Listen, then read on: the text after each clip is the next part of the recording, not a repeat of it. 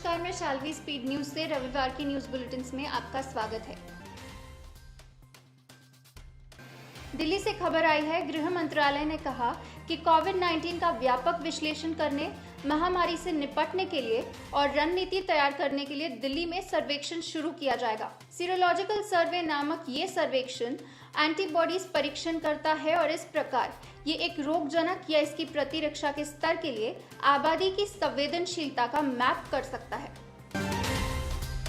राजस्थान के भीलवाड़ा जिला कलेक्टर ने 13 जून को अपने बेटे के विवाह समारोह में 50 से अधिक लोगों को आमंत्रित करने वाले व्यक्ति पर 6,26,600 रुपए का जुर्माना लगाया है। कहा गया है कि समारोह में भाग लेने के बाद 15 लोगों ने कोविड-19 के लिए सकारात्मक परीक्षण किया और एक व्यक्ति की मृत्यु हो गई है। भारतीय मौसम विभाग ने कहा है कि बिहार में मानसून पूरी तरह से सक्रिय है। राज्य के कई जगहों पर भारी बारिश और वज्रपात की आशंका है और इसी वजह से उसने राज्य में 72 घंटे का अलर्ट जारी किया है।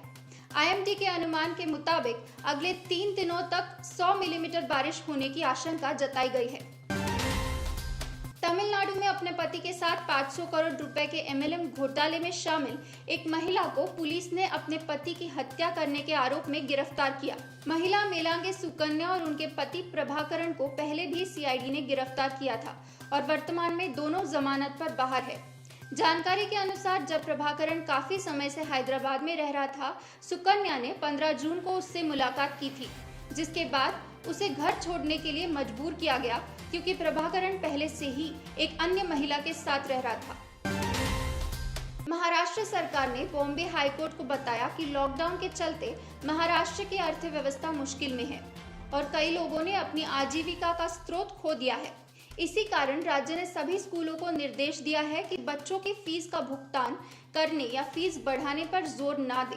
सरकार ने 8 मई को अपने जीआर को सही ठहराने के लिए बोली लगाई, जिसके द्वारा राज्य भर के स्कूलों को शैक्षणिक वर्ष 2020 से 2021 के लिए स्कूल की फीस नहीं बढ़ाने का आदेश दिया गया।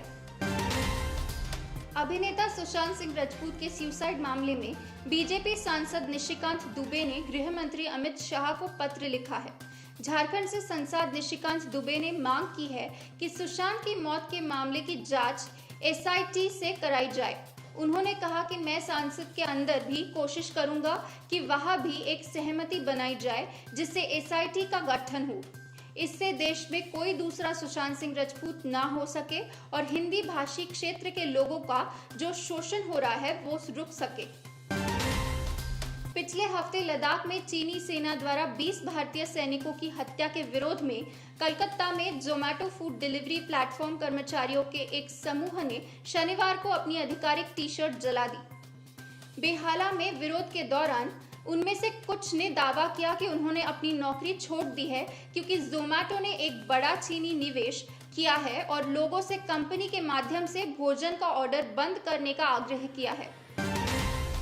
दिल्ली में पेट्रोल और डीजल की कीमतों में लगातार बढ़ोतरी के खिलाफ कांग्रेस सोमवार को देश भर आंदोलन करेगी। पार्टी ने ये भी फैसला किया है कि उसके सांसद, विधायक और नेता राष्ट्रपति रामनाथ कोविंद को ज्ञापन सौंपेंगे। एक बयान में एआईसीसी के महासचिव केसी वेणुगोपाल ने कहा, पेट्रोल और डीजल की कीमतों में बेईमान, असंवेदनशील और अभूतपूर्व बढ़ोतरी के खिलाफ विरोध बड़े पैमाने पर होगा और सरकार की जबरन वसूली के दौरान आम आदमी की लूट को रेखांकित करेगी। मासिक रेडियो कार्यक्रम मन की बात के 66वें संस्करण में प्रधानमंत्री नरेंद्र मोदी ने देश को कई मुद्दों का सामना करने वाले राष्ट्र को संबोधित किया। चीन के साथ सीमा तनाव और गालवान वैली फेस ऑफ के बारे में बोलते हुए पीएम मोदी ने कहा कि भारत उन बहादुर शहीदों को नमन करता है जिन्होंने हमेशा भारत को सुरक्षित रखा। लद्दाख में हमने उन लोगों को करारा जवाब दिया है जिन्होंने हमारे क्षेत्र में घुसने की कोशिश की। हमारे सैनिकों ने साबित कर दिया कि वे देश को किसी भी मुसीबत में नहीं पड़ने देंगे और हर नागरिक सीमा पर सैनिकों के नुकसान को महसूस कर सकता है।